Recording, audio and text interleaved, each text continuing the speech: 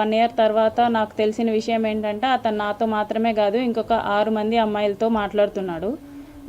ఆ 6 మంది అమ్మాయిల్ని కలవడం, కలిసే ప్రాసెస్లో అతను చాలా ప్లేసెస్కి వెళ్ళాడు. అవన్నీ నాకు తెలియడం జరిగింది. అప్పుడే చెప్పాను ఎమ్మెల్యే గారికి, ఇది ఇలాగే వదిలేద్దామండి, మీరు కామ్ అయిపోండి, నేను కామ్ అయిపోతాను, ఇట్స్ నైట్ మేర్ లాగా వదిలేద్దాం అనేసి నేను చెప్పాను. కానీ అతను ఒప్పుకోలేదు. అతని ఎఫర్ట్స్ అతను పెట్టడం జరిగింది. సో నా సేఫ్ సైడ్కి ఇఫ్ పెళ్ళి అన్నాడు, పెళ్ళి చేసుకుంటే వెల్ అండ్ గుడ్ అనుకున్నాను. సో నా సేఫ్ సైడ్కి నేను రేపు మోసం జరిగినా సరే, ఏది జరిగినా సరే నాకు చెప్పుకోవడానికి ఉండాలి కాబట్టి నేను రికార్డ్ చేసుకున్నాను.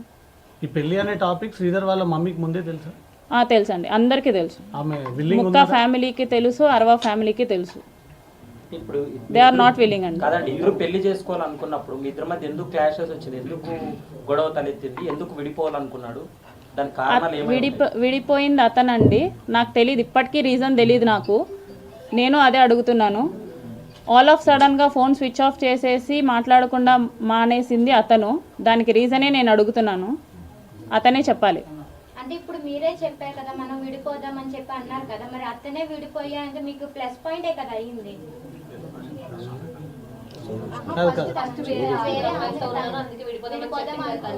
If at all he don't have the intention of marrying me, నా ఫ్యామిలీని టచ్ చేయాల్సిన అవసరం లేదు. వన్స్ ఈ 6 monthsలో అతను చాలా చేశాడు. నేను 1 year తర్వాత ఆ అమ్మాయిల గురించి తెలిసినప్పుడు నేను విడిపోదాం అనుకున్నప్పుడు నా ఫ్యామిలీని ఇన్వాల్వ్ చేయలేదు అతను.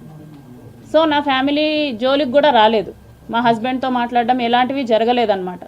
సో ఈ 6 monthsలో మా బ్రదర్తో మాట్లాడడం, మా హస్బెండ్తో మాట్లాడడం, మా హస్బెండ్ వాళ్ళ అక్కతో మాట్లాడడం, ఇవన్నీ చేశాడు.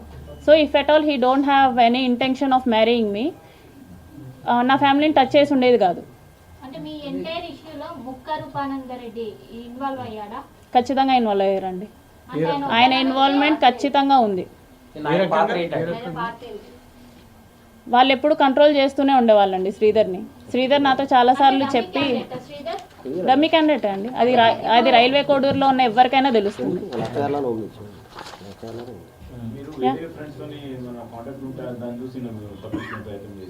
సారీ, వేరే వాళ్ళతో కాంటాక్ట్ అంటే వేరే వాళ్ళతో ఉన్నారు కదా, అట్లా నేను ఎవరితో నేను ఎవరితో కాంటాక్ట్లో లేను. అది నా ఫోన్ తీసుకున్నప్పుడు అందరికీ అర్థమవుతుంది. ఇప్పటి వరకు రిలీజ్ అయిన వీడియోలో మీరు స్టార్టింగ్ నుంచి నన్ను బలవంతం చేశాడు, ఇబ్బంది పెట్టాడు, నన్ను ప్రతిసారి టార్చర్ చేసేవాడు. కానీ ఆ వీడియోలో ఎక్కడ కూడా మీరు భయపడ్డట్టు, బెదిరించినట్టు లేదు. చాలా హ్యాపీగా, సంతోషంగా ఒక లవ్ రిలేషన్ నడిచింది. నేను ఈ 1 yearలో జరిగింది నేను మీకు చూపించలేను, ఎందుకంటే నేను ఈ 1 year నేను అసలు రికార్డ్ అనేది చేయలేదు అతని గురించి ఎప్పుడైతే వేరే అమ్మాయిల విషయంలో బయటపడిందో అప్పటి నుంచే నేను రికార్డ్ చేసుకోవడం జరిగింది. అప్పటి నుంచే తను నా మీద ఎఫర్ట్స్ పెట్టడం జరిగింది. నేను విడిపోదామన్నా కూడా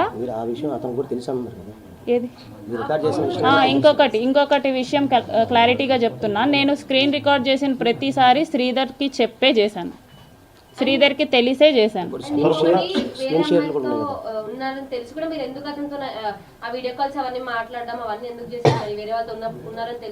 ఇప్పుడు అసెంబ్లీ నుంచి వీడియో కాల్ చేసింది ఎవరండి? నేను కాదు. ఒక వీడియోలో మరి తను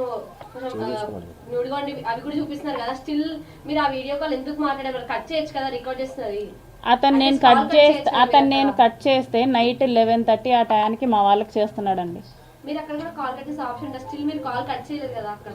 మీరు ఇది నన్ను అడగడం కంటే ఎందుకు చేసావని చెప్పి శ్రీధర్ని అడగడం బెటర్. త్రిసభ్య కమిటీ ముందు నిన్న త్రిసభ్య కమిటీ ముందు 7 గంటలు విచారణ ఎదుర్కొన్నాడు. ఆయన దగ్గర కూడా చాలా ఎవిడెన్స్ ఉన్నాయి, ప్రొడ్యూస్ చేశానని చెప్తున్నాడు. నెక్స్ట్ మీరు కూడా కమిటీ ముందుకు వెళ్ళి మీరు కూడా అంశాలన్నీ చెప్తారా ఏంటి? నెక్స్ట్ ఎట్లుండదు? ఇప్పుడు అతని ఫోన్లో ఏమున్నాయో నా ఫోన్లో కూడా సేమ్ ఉంటాయి. అతను ఏం డిలీట్ చేసినా సరే నా ఫోన్లో ఉంటాయి, నేనేం డిలీట్ చేసినా సరే అతని ఫోన్లో ఉంటాయి. చాట్ స్క్రీన్ షేర్ చేశారు కదా అతను మీకు. అతను అడుగుతున్నది కాదు సార్. ఆయన దగ్గర కూడా చాలా ఉన్నాయి. నేను ఇలా చేశాను అని చెప్పేసి నాకు పంపించడం జరిగింది. అంటే ఇద్దరు ప్రీ ప్లాన్ గానే ఉన్నారు. ఎవరికి ఏం మోసం జరిగినా ఎవర్ సేఫ్టీ కాదు. అంటే బెల్ ఫ్రాల్ ట్రాప్ అని అనుకోవచ్చు కదా. నేను అదే అడుగుతున్నాను. యాక్చువల్లీ ఇద్దరు అదే అతన్ని కూడా అడగచ్చు కదా. ఇద్దరు టూ సైడ్ అరవశ్రీ గారు మిమ్మల్ని ఫస్ట్ టైం రేప్ చేసినప్పుడు మీరు ఒక ఎడ్యుకేటెడ్ ఒక గవర్నమెంట్ ఎంప్లాయీ వెంటనే వెళ్ళి పోలీస్ స్టేషన్లో కంప్లైంట్ చేయొచ్చు, కానీ చేయలేదు. ఆ తర్వాత చాలా సంఘటనలు జరిగాయి, కంప్లైంట్ చేయొచ్చు, చేయలేదు. అంటే మీరు శ్రీధర్ని ట్రాప్ చేయాలి అనే ఉద్దేశంతో ఇదంతా నడిపించారు అనుకోవచ్చు. శ్రీధర్ని ట్రాప్ చేయాలంటే నాకు ఒక ప్రెగ్నెన్సీ చాలండి ట్రాప్ చేయడానికి. అతన్ని డబ్బులు అడగాలన్నా కూడా, అతన్ని ట్రాప్ చేయాలన్నా కూడా నాకు ఒక్క ప్రెగ్నెన్సీ చాలు. ఒక ప్రెగ్నెన్సీతో అవసరం లేదు కదా. నేను ఇంత కథ చేయాలనుకోలేదండి. అతని ఫోర్స్. మీరు అతను మిమ్మల్ని మోసం చేశారు, మీరు అతన్ని మోసం చేశారు, అంతేనా? మోసం అని నేను ఎక్కడ చెప్పలేదు. మాట్లాడడం మానేసింది అతనండి. నేను మోసం చేయాలనుకుంటే నేను మాట్లాడడం మానేసేదాన్ని. ఏం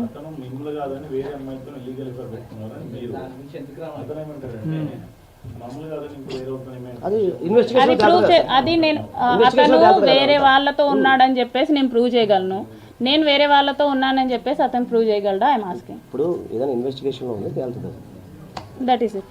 సరే, ఇప్పుడు మీరు ఏం డిమాండ్ చేస్తున్నారండి? ఎందుకంటే ఇప్పుడు మీరు ఎలాగో పెళ్లి చేసుకోరు, ఆయన ఎలాగో కేసులు ఎదుర్కొంటున్నాడు, త్రిసభ్య కమిటీ ముందుకు వెళ్ళాడు. నెక్స్ట్ స్టెప్ ఏంటి? మీరు ఏం చేయబోతున్నారు?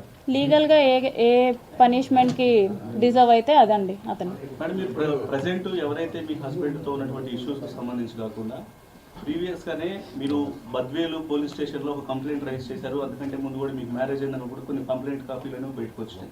వాటికి సంబంధించి ఏం చెబుతారు? ఎఫ్ఐఆర్ కాపీస్ చూపిస్తున్నారు, డివోర్స్ అయినట్టు కాపీస్ చూపిస్తున్నారు. అట్లా కాదండి, ఇప్పుడు మీరు హస్బెండ్ కాకుండా